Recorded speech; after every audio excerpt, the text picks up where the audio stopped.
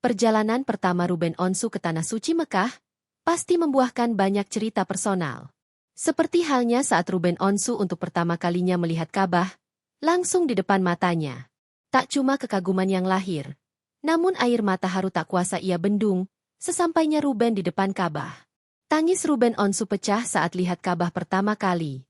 Gak bisa berkedip, kata Ruben Onsu saat menjadi bintang tamu acara pagi-pagi ambiar Trans TV. Selasa, 9 September 2025. Ya Allah, hamba di sini pasti karena engkau yang mau, gak tahu bagaimana kerinduannya, kata Ruben tak bisa berkata-kata.